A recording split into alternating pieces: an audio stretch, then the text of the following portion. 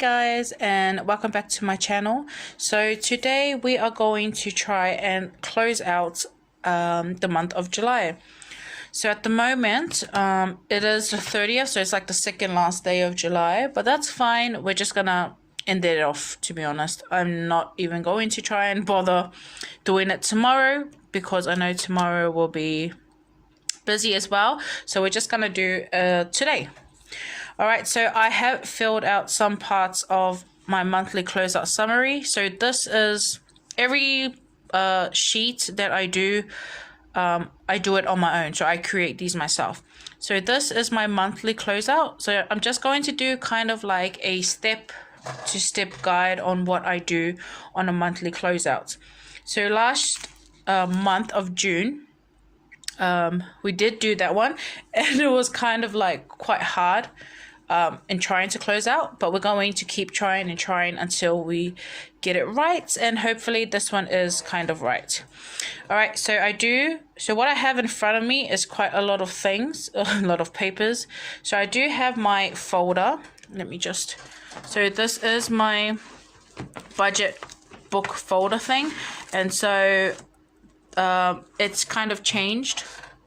I don't have the other white binder, so instead I have this binder, and everything in there is all my weekly budgets, which are these. So these are the July weekly budgets, as well as my weekly expense trackers as well, which does help me keep track of what I am spending on. All right, so we have our July weekly budgets as well as our expense trackers. Over here, this is my cash envelope wallets, and then I have my normal wallet, but I've already taken out the main cash envelopes. This is my calculator as well as my coin jar container thing, and then I have here my monthly budget, which I do prior to the actual month. So probably after this video I will do a monthly budget for August. And yes, so that's what I have in front of me. And I have my coffee and all my books, my pens and all that kind of stuff. So I do digitally budget, but before I do any of that, I do start with a paper budgeting system before I put it up onto my laptop. Okay, so there will be some times where throughout this video where it will be like, paused or whatever, just so I can gather my things around. I'll gather my everything. Okay, cool. So we do have so this is our monthly closeout. So the monthly closeout does come from the monthly budget, and this is everything. So my total income of July was $6,743.09, and that is including me and my partner's income. My fixed expenses, which are these categories down, and I planned this much, but the actual amount was $1,838.20. I did miss a payment. I think just one payment of rent, only because we couldn't really live that week. And then on this side we have the other expenses as well, which I've planned, and that came to a total of $1,821.45. Then my sinking funds are on the right side here, including the birthdays, and the total amount was $745. And then our main cash envelopes as well, so there's a little tab over here, and that came to $1,540 that I had spent on those. And then we do have our goals here, so I have highlighted these because they're practically done. So let me highlight this one, the last one. And then this is just a little summary. So that's what my monthly budget looks like. My monthly closeout summary. So I do have so the total income of the month up here, the total spending of the month, which is what I've written on this summary. And then the difference is usually this amount is all the unplanned that I've put in my expense trackers as well. And then we have the starting balance of the new month. We have a debt tracker over here. And we have the unplanned spending. So I usually put down the majority of where it has been spent to. And then did I achieve my goals? And then this is all my kind of like what do you call it, closing balance or starting balance. And these are my cash envelopes. This is what I hold at the moment in these categories. And then my sinking funds spending tracker, which is what I've spent in that month from my sinking funds. So before I continue on, I'm just going to quickly I'm just quickly going to write up a quick cheat sheet of everything that's here, and then I will bring it back. So I'll see you soon. Okay, I'm back, guys. Sorry, that took a bit of a while. So what I've done, I did mess up a little bit on the what was it?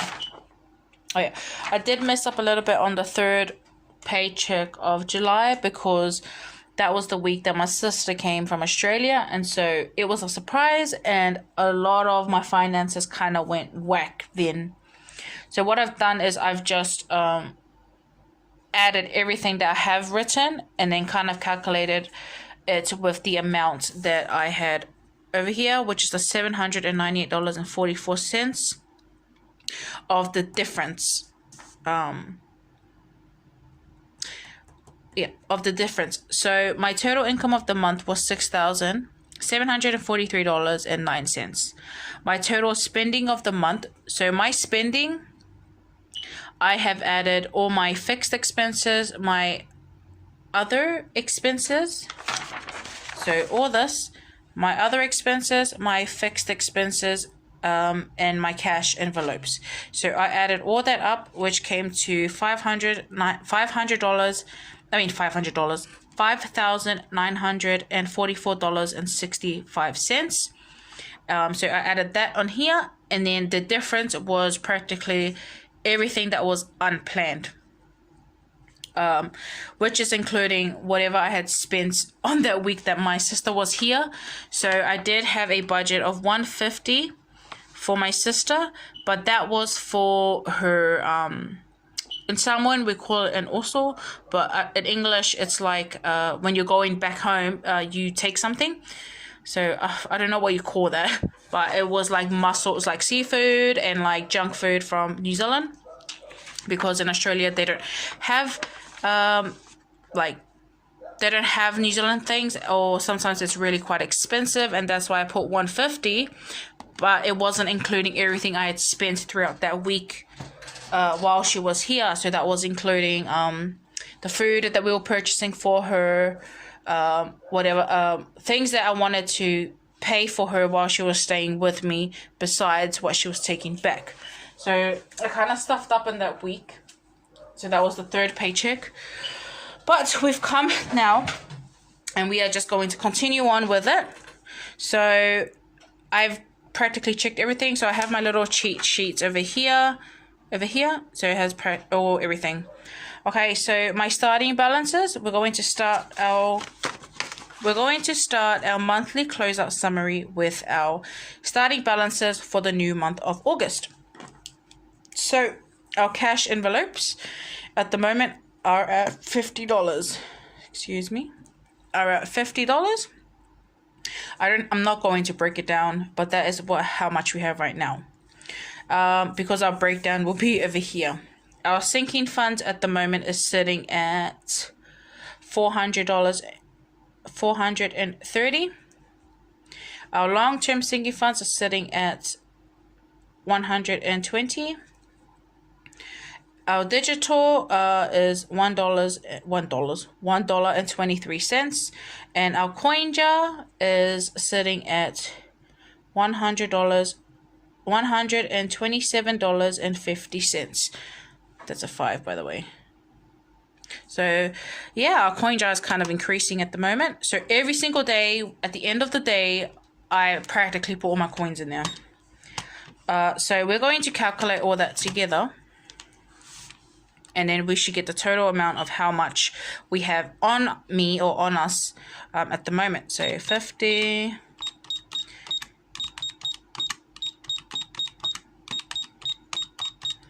Cool. So at the moment we have $728.73. Cool. Okay, I'm not going to go down to the debt tracker yet. We're going to go and fill in these our envelope updates. So our gas and vape is currently at 0. Our groceries is at 0. Our laundry is at $10. Our eating out is at 10. Family is 30. And us is 10. That's how we get to 50. Oh my gosh, I so miscalculated that wrong. It was actually 60, not 50. Whoopsie. Let me just revamp that again. So $60. So that means we are $10 extra. So we are sitting at 738. Is that right? $738.73. My mistake. Cool. Our sinking funds. So beauty is sitting at 0. Birthdays is sitting at $10. Car is sitting at 100. Christmas is sitting at 45. Debt is sitting at 0. Emergency is sitting at 10. Gifts is sitting at 10. Health is sitting at 0. Holiday is at, how much is holiday? 60. Can you see me breaking down? Kids savings is at 100. Other is at 0. Savings is at 50. Our savings challenge is at 45. And our splurging is at 0. So there is quite a lot of zeros compared to last month's closeout, which I will probably show at the end. At the end of the video. So altogether that is $430. Let's redo that again because I made a mistake before. So let's add that all up. So this is my process of doing a monthly closeout. So I practically like calculate these envelopes, break them down, fill out the breakdown of each of those categories, and then add them all up. Okay, I think I just got lost just now.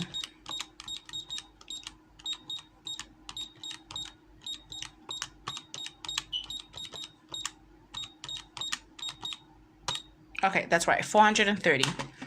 So our long-term sinking funds, with my long-term sinking funds, I do stuff them all together at the same time. So they all have the same, so $20 each, which gives us 120 there. And then we have a sinking fund spending tracker. So I did look through my, those little spending trackers things that I have with my cash, with my sinking funds. So these little things. So I did look at them and then calculated what I spent on. So I did use quite a lot of sinking funds. So I did use debt, I used health and beauty, I used splurge. I'm going to write the rest. Other, kids savings. I used birthdays because of one of my goals, and then I used emergency. So I did use 1, 2, 3, 4, 5, 6, 7, 8. So I used 8 sinking funds envelopes, and that's probably the 8 that has less amount from last time. So debt, I used 20. Health and beauty, I used 30. So that was 15 each. Splurge, I used 30. Other, I used 20. Kids savings, I used 30. I used 300 from the birthdays, and then emergency I used 35. Can you see that? Which gave us a total of, how much did I spend?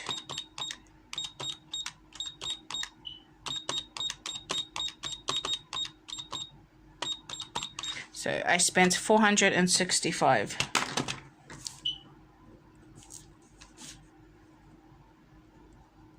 from my sinking funds. All right, so let's move over to our goals. Excuse the mess. So let's move over to our goals and see if we accomplished them. So save up $300 for Jekka. Yes, we did. We paid Auckland Council fine. Yes, we did. Did we pay for a radio? Yes, we did. And then did we track our spending? Let's give that a tick. But 1 week we kind of failed our tracking right then. Our unplanned spending. So I did look at that and yeah, I did kind of try and do that, but it was like kind of fail. So what I did was I totaled everything up to that difference that was up here. So 700. So $798.44 went on unplanned spending, and that when I looked through my expense trackers, it was like a lot of just random stuff, to be honest. I had like yeah, like food. Even though I have an eating out like envelope, I still used it for eating out. So I just did it like that. And then finally my debt tracker. So I'm just going to say that quite a few things have happened in the past 2 weeks. And one of them was I got served a notice of proceeding for a massive ass debt that was under my name, but I didn't actually use the money or spent that money. So what happened was I went and saw a legal aid, or kind of like a free like lawyer advice kind of thing in New Zealand. Went and visited somebody, and that person had said to me that I have 25 days to either write up a statement of defense or to find a way to pay off the debt. So the debt is quite massive, $30,000. And obviously I do not have the money, and I was trying to pay it off in the last like kind of 2 years. So I was doing like a payment arrangement, and so finally the company wants the full money now. And so I was going through that, and I got legal advice from them. And then there is this thing. He gave me this website called Insolvency. And so what I know about insolvency is just bankruptcy. But so instead of being labeled or claimed as bankruptcy, he has given me a choice on, or he has given me a choice to do it's called a no asset procedure. I will link the website down below so that you can kind of like look it up. If you're living in New Zealand, it does kind of help. There are certain criteria. There's a certain criteria as well for it. So I went along and I applied. Did an application online. It was quite easy, but you have to be honest as well, because you have to write down your assets if you have any, as well as your savings that you have at the moment. So I did everything. I wrote all my debt down, and then my application got accepted a few days after. The thing is about this no asset procedure is that